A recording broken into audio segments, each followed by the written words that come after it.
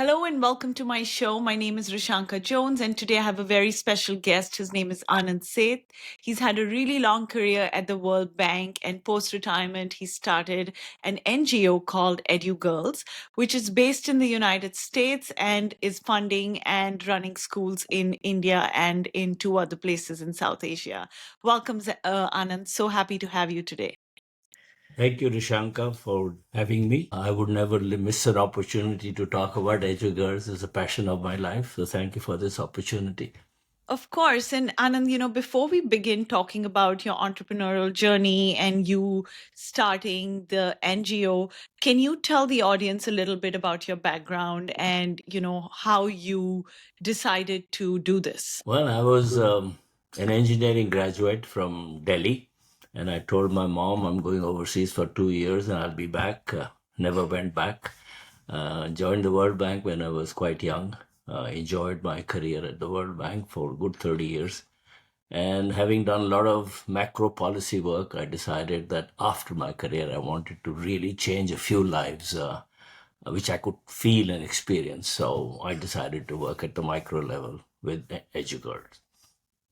And what inspired it? Where were you in your life at that point? What phase were you in? Can you talk to us a little bit about that? The World Bank career is a very absorbing career, so you get totally immersed. But when I retired, I wanted to do something creative.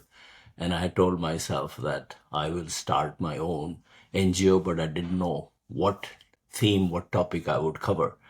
And there's always some triggers that get you to move in a particular direction. I had three triggers like that in 2012, 2011. First was when Malala Yousafzai got shot just for the act of going to school in Pakistan. And at about the same time, the UN published a report about girls' education and said the most difficult to reach segment of girls, the 70 million girls not in school, was girls living in poverty. And the third trigger was that I was in Jaipur for a long stay with my mother was quite ill, and she pointed me to go and visit this particular school. And I did visit, as she suggested. There was nothing spectacular about it, 5 grades, 70 kids. But when I read the mission statement that the founder of the school had behind her on the wall, it was such a moving statement. I said, I can work with these guys. And that was the trigger for me to get involved in girls' education. And do you mind talking to us about the name of, like telling us a bit about the school and the name? So the founder's name is Lavlina Sogani, and the school was Vimukti Girls School, and it was only running till grade 5. But the founder was very moved by an experience she had when she was younger. She had a daughter called Lakshita, and Lakshita was playing in the yard with the maid's daughter. And after playing around in the yard, both of them came to the kitchen, and Lovely offered her daughter a glass of milk. So sorry, And just for the international audience, it's domestic help at home. domestic That well, domestic help okay. at home. Lovely now offered her daughter a glass of milk, and they saw that the young maid's daughter was eyeing the glass of milk. So Lovely naturally offered a glass of milk to the maid's daughter. And what the maid's daughter said at that time was a trigger for Lovelina to set up this particular school with 23 kids. Because what the maid's daughter said was, milk is for my brother, he goes to school. And that so worked on Lovelina's mind that in 2004, she got 23 kids in the neighborhood, girls in the neighborhood, and started working with them. So when I got involved with them, they had reached grade 5 and there were 70 or 72 girls. And I had a dream that I could take them places. Yeah, that's an extremely sad story, and just talks about how India is so focused, especially the rural areas, are so focused on just educating the boys, and the girls are just meant for doing domestic work at home. It's a very sad situation. But Anand, could you talk to us a little bit about when this, and I don't know if you have all the answers to this, but when she started the school, what was the inspiration, but how did it all like come together? Where did she find these kids? How did she find the infrastructure to accommodate these children? I'm asking because I think, for someone who just wants to start something like this would be a good roadmap for them. Finding 25 kids, girls who are desperate to break out of poverty is not the most difficult thing in India. Finding a ways to convince the parents to let them go to school rather than beg on the street or picking up rags and bottles and plastic aluminum cans on the street, that's the big challenge, is working on the parents to let the girls go to school, because there's a combination of, there's a bias against the girl, but it's based on economic conditions. When you can't put food on the table and it's the boy who's going to look after you in your older age, you want to invest in the boy and you want to get the girl married off to the next family as quickly as possible. And to break through this dilemma, this situation, is where we got involved with them. We had ambitions to actually break these girls out of poverty and transform their lives, and so they become regular professionals. But they had the vision of producing confident young girls out of the slums of India. But to actually translate that vision into action is when we got into a deep partnership with them. And this is in 2012. 12. So 2012, you got involved with Vimukti. How did the name EDU-Girls come up? I know it's self-explanatory, but for me, it's personally been very hard to come up with a podcast name. I can't even imagine thinking about a name for an organization. So I want to hear a little bit about that. Okay. So when I came back in 2012 and I sat around with my friends and I said, I want to work with this team on the ground, achieve something meaningful. So we went around, we collected $9,000 and we sponsored a certain number of girls and got engaged with the school. But then my friends began to say, if you want to do this on a big scale, we need a tax write-off. So you better set up your own 501c here so that when we donate to you, we can get that tax write-off. That's when 2014 November, we actually established our non-profit, and the name came from very simple thoughts. These are girls living in slums, and we want to educate them. So the edu stands for education, and GIRS was girls living in slums, and it speaks for itself in some sense. You are Yeah, it's a educating beautiful girls. name and it's easy to People don't explain to like the people. word slums, so we may have to eventually take this out, stress the poverty side. But at that moment, we still are dealing with girls living in slums. And last gala, when we had a video clip of 4 minutes, actually taking our audience into the slums where the girls come from, people were. Yeah. And we're going to talk about your gala and how people here are helping the kids in India. But so we spoke about the name, Anand, and I think, from what I'm understanding is your vision was basically to just help these girls coming from poor backgrounds, right? Because they don't have the means, the resources, or even the family support sometimes to study. How are you navigating that aspect? Because I've seen this with my domestic help back in India as well. I tell them that, you should send your kids to schools or you should help them study, even if it's for 3 hours. And the first answer is, no, they don't need to do that. We are going to get them married at 12 or 13, which is bizarre that they are ready to send their girls off at such a young age. How do you navigate those conversations with the parents and how do you even approach them? So there's a lot of experimentation involved and a lot of learning involved, a lot of evolution involved. It took us 7 years to settle down to what we call our 10 mantra model, which overcomes the constraints that you're talking about. So you put yourself in the shoes of the parent and say, look, first I want the girl to be safe. That's the biggest issue in India, molestation. Then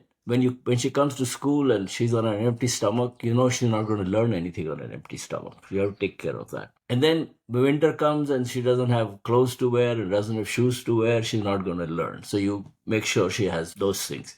And then you put yourself in the mother's and the father's shoes and say, look, if the girl is not learning anything, they'll pull her out and get her to do stuff for them. Okay. So you make sure there is some real learning going on. Okay.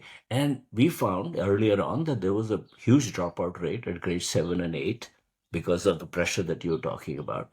So at that time, we experimented. We said, look, every girl who stays an extra year will get a certain amount deposited in her bank account to just give the parents that teaching this girl actually produces money for you. So we did that for 3, 4 years. Then we realized that now the message has gone out that the girls are really getting a quality education. And then we started a career development program to make sure the parents knew that after they finish the high school, we are still with them till they get into a proper job. So now we have discontinued that deposit the bank account program because it was not needed at that time. But initially, because of the high dropout rates at grade 7 and 8, we had for 4 years, every year, 5,000 rupees were deposited in the girl's account and was available to the girl when she finished high school. So you had to experiment like that. Average age at marriage in Rajasthan is 13, 14 still. Our girls in 2021, our average age was 17 years. Now, if you take the average age of getting married, they're 24.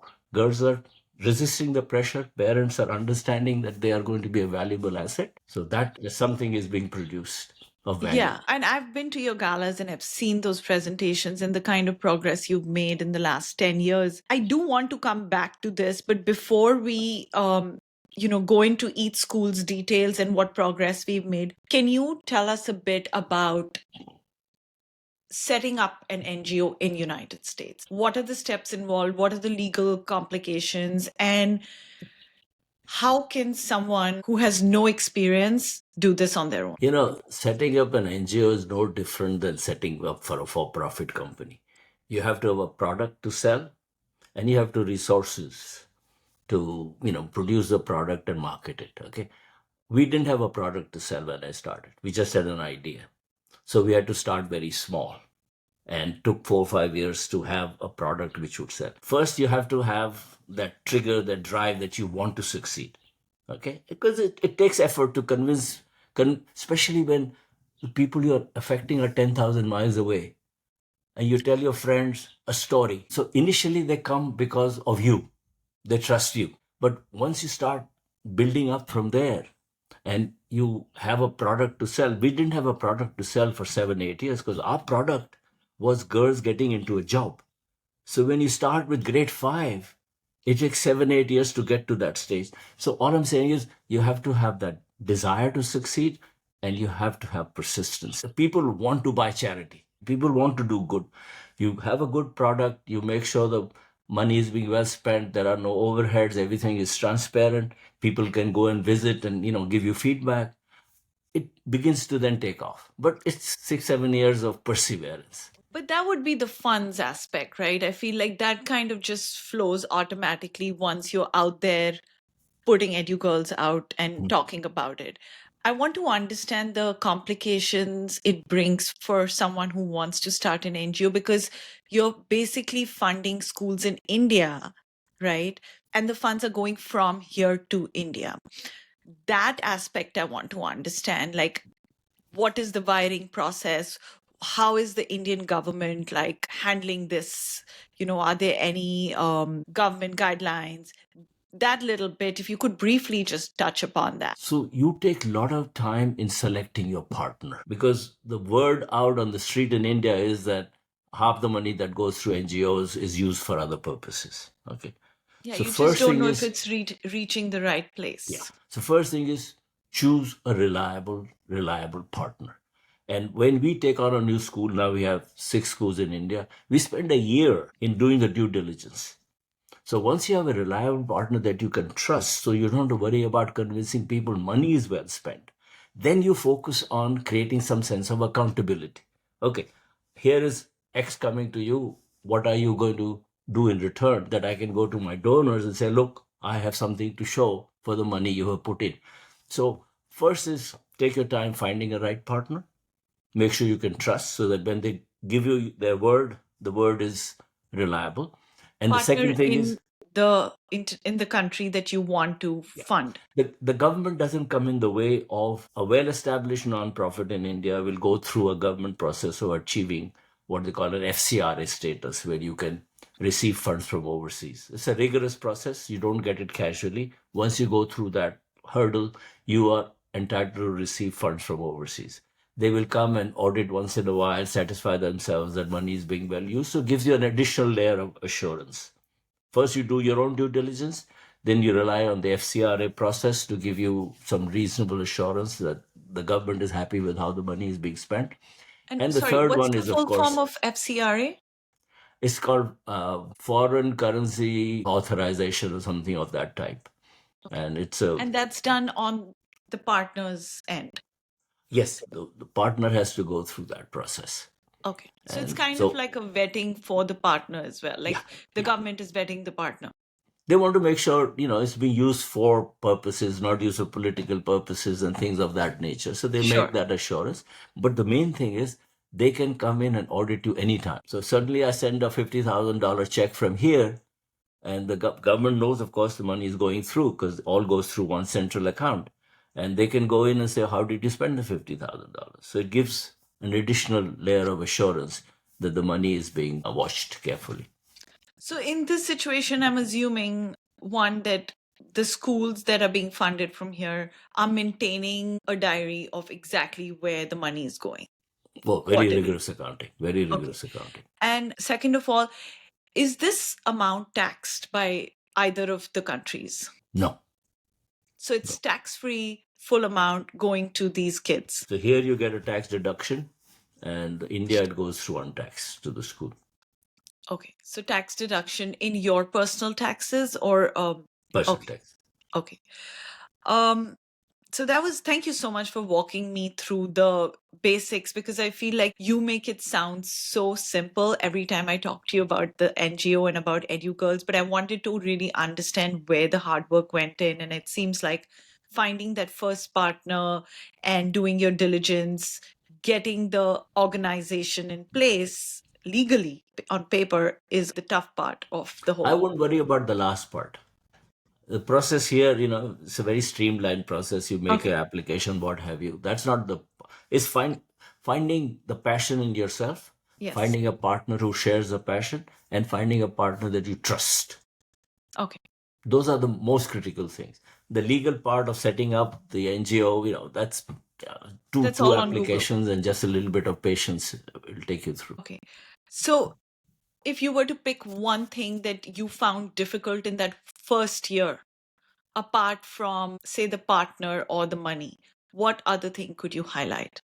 And what you would have done differently if you were to do it again? We were pushed into picking a second school by the IRS, saying you couldn't really fundraise only for one school. So we picked that second school in a hurry. And what's And the name of that school, if you that's don't the mind? school in Bangalore. Okay. And it gave us a lot of teething trouble. We learned a few things, how difficult it is to, the Bangalore school is a co-ed school. And to go in and with a mission to only help the girls is quite difficult to manage. So we had to compromise a lot. In the South, they're not obsessed with all moving to English. They like to protect their own regional language. So we had to do a multilingual setting. So if I went back, I would have been slower in picking up our second school and make sure we had a functioning model that we were confident about at Vimukti, which came only in 2018 by the time we adopted our 10 mantra model as the way to go forward. So I would probably been slower in adopting a second school. Since that time, we've learned how to do the replication, and now we can pick up a new school every year. Not a cookie cutter, but we feel that we have the methodology to go about doing the replication. So, this is in 2012. You've picked Vimukti in Jaipur. And I want to understand, why did you pick a school in Bangalore? Because Jaipur, Bangalore, very different. And that to a co-ed school, even if it was under pressure, did you ever consider picking a school in and around the NCR Delhi area? You know, now if I open up nominations, I'll get 10 nominations of schools. At that time, I had no credibility. Okay, yes. IRS was saying, look, we'll give you 2 years to find a second school. You can't just channel money to one school. So I had a golfing buddy. He came from Bangalore. He used to support the school in Bangalore. I sent some people over to do some due diligence. I trusted the guy. I mean, they were reliable, but it was a very different kettle of fish than to run a girls only school in Jaipur, as opposed to run a co-ed school with Kannada as a medium of instruction. But did EduGirl funds go towards the education of the boys as well, or was it just focused on the girls? Because No, I'm we sure that primarily must be, focused on the girls, but you can't train a teacher and say only teach the girls. So there were some common expenditures which we did not try to finesse. of But course. when it came to uniforms and books and things like that, we were able to cover the girls' share of the cost. The school did have resources of its own which covered the boys' share, but if there are 50% girls in Bangalore, we probably cover 65% of the cost, because there's some things that are not divisible, especially skilling your teachers. You don't skill them for girls only. Of course. Okay, so it's 2012. You've got two schools under your hood, and at this point, your organization is registered. Can you talk a little bit about your board of members, administrators? Like, how easy or difficult was it to find this team who was ready and willing to do like volunteer work? Um, that too for people in a different country. No, initially you start small. I had my wife on the board since I needed 5 people on the board. And I had 3 trusted friends who shared my experience at the World Bank, that dealing with girls living in poverty is not rocket science. You just have to apply your brains, put yourself in their shoes, and make sure you have the patience to deal with all the obstacles that will come. So, in that sense, getting 5 few trusted people to get you started, and then you have to have the patience to have the product, and you have to get people to visit. Because when people go and visit and then come back and talk about their experience, there's no better testimony than that. So we got a lot of people to say, just drop in. And Jaipur is a destination, tourist destination, people would go. So we had people visit, come back and talk about it in small groups, in large groups. And that began to, then by 2016, I had people knocking on the, can I come and work with you? Can I volunteer with you? I mean, you are a most exciting find in the last few years that you want to work with us. But there were a lot of people, once we began to have this feedback from visitors, and we could say, look, 95% of your money is going out there. We have no overheads. Everybody is a volunteer. Here are our transparent accounts. And good thing was, in Jaipur, they had board exams for the girls from grade 3, 5, 8, 10. So we could show through these board exams, school board exams, how the girls were improving in their learning, which was not the case in Bangalore, because Bangalore didn't have a board exam till grade 10. So you couldn't even tell the people, look, our girls are learning, because there was no independent testing. But in Jaipur, thanks to a very active school board, we had feedback from these board exams that the girls were doing well. So for the audience who don't know what board exams in India are, it's basically a government-run independent testing, which usually happens in 10th grade and 12th grade. But it seems like in this school, was this run by the government in the lower classes as well? No, I mean, the government in Rajasthan insists on independent school board exams at Okay. grade 3, 5, 8, 10, 12, which Okay. is very, very unusual. Most states are happy to do 10 and 12. So Anand, so in 2012 you had two schools. Um, at right now in 2025 you have around 8 schools affiliated with the organization, 6 in India, 1 in Pakistan if I'm not wrong, and where's the One in last one? Nepal. Nepal. Okay. And can you talk a little bit about how funds are raised? So I understand it's a lot through word of mouth, you sending your friends, family to the schools in India visiting, and they kind of get a taste of what's happening there. Apart from that, is there like a party that you throw, a fundraising event? What do you do to raise the funds in America, and how do you spread the awareness? There are multiple ways to get the word out. The main word people want to know is your money is producing real results. If that is what people think about you, half your job is done. Then all you need to do is create occasions where people are together and somebody who has recently visited comes and talks about his or her experience.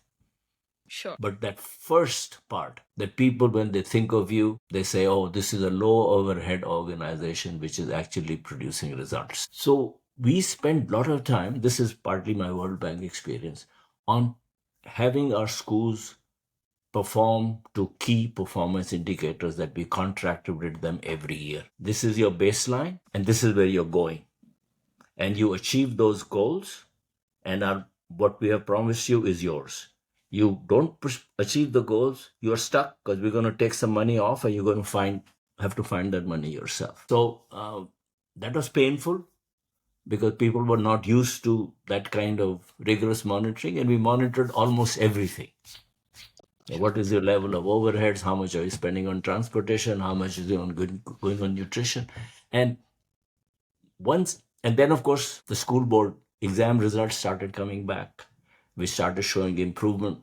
So I think by 2018, 2017, if somebody in the street talked about EDU-Girls, they would say, look, this is an efficient, transparent, cost-effective organization which achieves ambitious results. Because we have 4 goals: to be ambitious, to be efficient, to be effective, and to be transparent. Effective means you actually achieve your goals. Because you can have ambitious goals and you don't achieve. So we have these 4 attributes we want to associate with ourselves. And by 2017, 2018, the word on the local street was that, yes, EDU-Girls stands for that. So results were kind of speaking for themselves, and by word of mouth, it was just spreading in the And then cities we that. have, you have living room conversations. You have a big gala where your 300 people show up. We have a You summer, know, so I've attended 2 of your galas, and I love your organization. And can you talk a little bit about those 2 galas, and how did you come up with this idea? Because I think it's fantastic to have a gala in the DC area. Firstly, because the Indian diaspora is so huge, but also then bringing in a good cause and talking about it in the gala, it's just fantastic. So can you tell us a little bit about that, how you came up with the idea, and um in if you don't mind disclosing, what have been your fundraising values and how it's really made an impact in India? the gala came much later. Okay. Initially, we would take a place in a friend's restaurant and clean it up, have probably 60, 70 friends in the room, and tell them stories, basically PowerPoints. Then we graduated to a larger place and had a few video clips to show.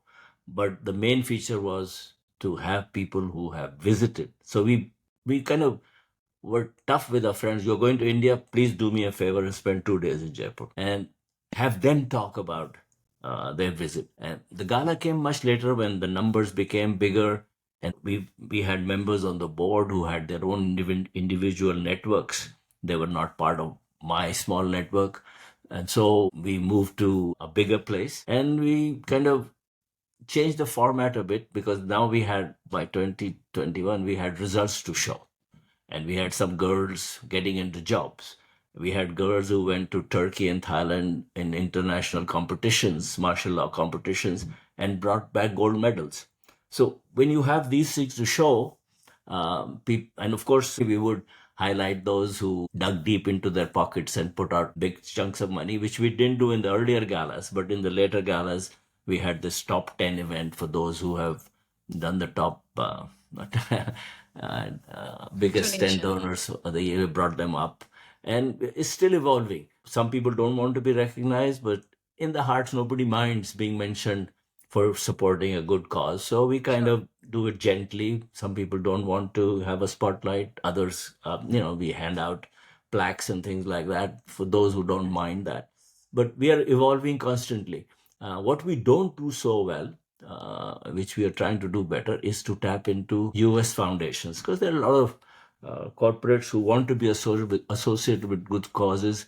And we have had a lot of success with the World Bank. It has a matching program, and a lot of my 70 or 80 of my World Bank friends contribute, and it doubles our. So that's our biggest multiplier. We have had some success with some foundations. I was a Rotarian for a while, then I decided I couldn't do 2 things at the same time, so I gave up that. But we have friends in the Rotary organizations, and every one of our schools has had a Rotary grant associated with it. So we've been successful there. But there are a lot of other corporates which do charitable giving. A lot of them want to do it in their own neighborhood. keep it in the US. There are very few that will go, overseas to invest.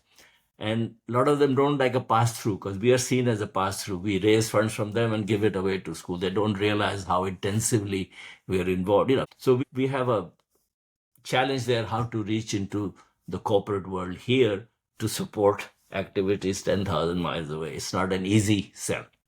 Yeah, and Anand, one thing I loved about the organization was when I started working with you, I was sent an email about the progress of the girl that I helped out, and it just made my day because it was a whole email about where she was, where she's reached now, and the things that have changed in her life. And I think a lot of corporates, people here, if they get that kind of reports or emails about how, where and how their money is being spent, I think more people are going to come forward and contribute and donate. But so the gala is basically fundraising event, an event for all the um, donors to come together, listen about what's happened in the last year in all these schools, and just have a good time at the end of it. So this gala happens once a year. Once a year, and Okay. COVID was a very scary period. We thought our girls will be on the street and there'll be no food on the table, and all the investment will go up in smoke. And then the World Bank that year tripled its match. So we had extra $100,000 on the table. And we said, look, uh, why not just break through? So we leapfrogged into the digital age. And it was a huge media presence in India that here is a charity which is actually breaking through the digital divide. So all our girls between July of 2021 and October 20, we set ourselves a goal, Mahatma Gandhi's birthday. We'll have all our girls their individual devices. And not only we had the individual devices, we had the software packages and we have the safety packages because parents were concerned how these devices would be used. So we had a safety program run by the school administrator as to which sites these girls could access. And during COVID, when the rest of you could see some of the performance of the school board was going like this, and our girls were going like this. And that moment where we just leapfrogged through because of the support that is available from our donors. Now, of course, every girl has that feature in all our schools. They are connected just with digital learning as my grandkids are. And that was my reference point. If my grandkids can have it, my girls can have it too. Yeah, that's one thing I do want to touch upon is, apart from providing quality education to these girls, convincing their parents, um, in the school, what are the kind of resources that EduGirls has been able to provide? So it seems like technology is one thing, which I believe a lot of good schools in India does not have yet, but EduGirls has been able to give these 8 schools iPads, good technology, computers. Um, can you talk a little bit about any other things that EduGirls providing? I believe in one or two of the schools there's food service as well, which kind of encourages the parents to send their kids because at home they can't afford this food. I think you're right. Our digital learning platforms are quite exemplary. We spend $20 per girl per year to get them this access to this software, which is a big chunk out of the 300 that we spend on the overall education effort. But other thing that we do, which doesn't, with only private schools, some private schools do, we provide transportation from the slum to the school and back with the teacher on the bus. So the parent, once they put the girl on the bus, they don't have to worry about the child. That's the other big thing. The third thing we do, which is totally unique, we have a career development program for our children starting at grade 8. And it's a 4-step program. From grade 8, they're starting to have visitors come in and talk about careers that girls can pursue. Because when we started out and you ask a girl what you wanted to be, she has seen a teacher, she has seen a policeman. And those are only 2 careers they would mention because that was their worldview. So we had bankers and lawyers and physiotherapists and doctors. So that starts at grade 8 in all our schools. Okay. Then grade 9, we start doing some kind of assessment. You talk to the teachers, you talk to the parents, you talk to the girls, and say, look, this girl is academically very sharp. This is what she might do. Grade 11 and 12, we actually start doing counseling and say, Okay. okay, based on what we learn from your teachers, and we have an aptitude testing mechanism. There's a nonprofit that comes and tests all our kids for their aptitudes, and then the counseling starts. This is your likely career path, and then we try and get some internships in the meanwhile.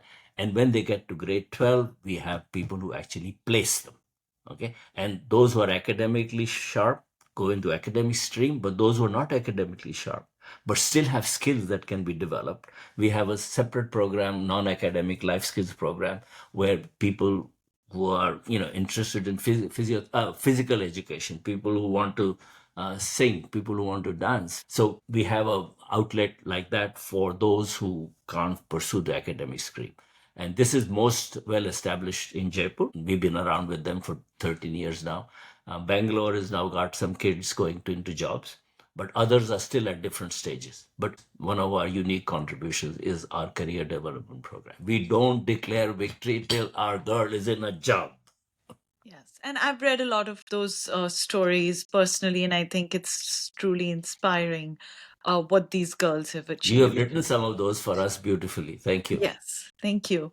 So Anand, we spoke about your career development program and how EduGirls has been able to provide like an end-to-end support to these girls, from picking them up from school, transporting them, giving them food at school, providing them the skills, and then also counseling them in picking a career for the future. Um, One thing, can you just talk about a little bit the asset testing that you do? And also, so you have 8 schools, you have a bunch of donations coming from the United States. How is that money split between those 8 schools? Is it like quarterly? You decide which school gets what. Is it based on their results? I know you briefly talked about them having KPIs and how money is given or held back based on that, but First, the apart from asset. that, are there any other parameters that they need to meet to get that money? So, first, asset. Yes. I drive people nuts, but we benchmark against the best. Yes. So we are not, the government state board exams are basically taken by kids in government schools. Okay. Um, but there are 50% of India's kids go to private schools, but parents who can afford to pay for quality education. So we benchmark our girls' performance against the best private schools. And one of And them it is was the Dune School, I so believe. Doon School, Yes. Xavier's Patna, MGT Jaipur was not now anymore. But there are 1,000 English medium private schools that participate in this testing. And what does It's not this free. test do? Is it just an English language test or No, an it's overall? English, science, and math. Okay. And it tests comprehension. It's not related to the syllabus. Okay. It's totally linked to testing the comprehension. And we were shocked. People didn't want to participate because first year when we took it in 2021, we were at 75% of the national average of these 1,000 schools. This year, we are at 100%. In 3 years, they have caught up So when you because they say were 100%, benchmarking against the best. so 100% of National participation or average. 100% of the average score of these 1,000. Okay. All right. Okay. And they're not stopping there. So now your second question was about how do they get the money? What do they have to achieve? So we have an annual contracting process. So through the KPIs, we track the baseline. Initially used to be an enrollment. Now we don't worry about it. Now it's about quality of outcomes, including the quality of outcomes of the bottom quartiles. Because there are always kids lagging behind. You keep rewarding the kids at the top and you forget about the ones behind. So we have performance indicators for overall performance indicators for the people at the bottom quartile. And schools like Jaipur and Bangalore, we have performance indicators in terms of what is happening after graduation, how many girls are going on to careers. And we also track two other things: income in the first job and age at marriage. Okay. So for all of these, there are baselines and there are goals. And they are included in what we call the annual contract. So annual contract will say this is what's going to cost you to run your school, and this is what your baseline is, and this is what you're going to produce. And there are agreements that if you exceed, you get something extra. If you fall behind, there's a penalty. We have had penalties on two schools, and the message got around to all the schools that this is not just a bunch of words, that you actually are penalized when you underperform. And when schools overperform, we say, look, what is what is in your wish list, which is not in the and they would say, look, we wanted to have a science lab, or we wanted to have a little playground, and they would get a little extra dispensation because they overperform. But this is what we call our results based accountability. The And that kind of students, answers my last question about that. How do you make about real change with the donations, where it seems like you are monitoring their progress and keeping them accountable for everything? I didn't answer your question about how we. So the school defines that to achieve these goals for 700 girls, it will take me that much. Sure. And we have a reference point, whether realistic or not. And with some schools, like Vimukti, every year we say, look, first 3 years we give you 100%. Fourth year we'll give you 95. Fifth year we'll give you 90. So that you have to raise the money yourself from the community. Vimukti is already at 65%. 35% of their resources they are raising from the local community, which shows that they are respected in the local community. People will come up. So with every school, we have this progressive thing. Bangalore is at 90%.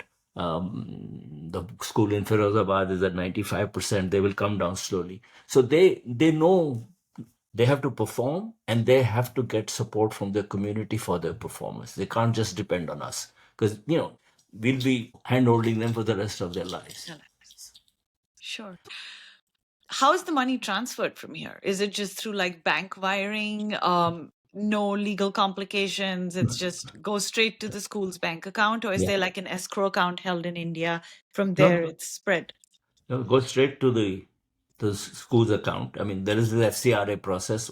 The bank account has to be in a certain bank. The government monitors the flow, and there's no issue there in getting money there. Now we have one or two schools that don't have FCRA. Okay, they're just too new to go through that process.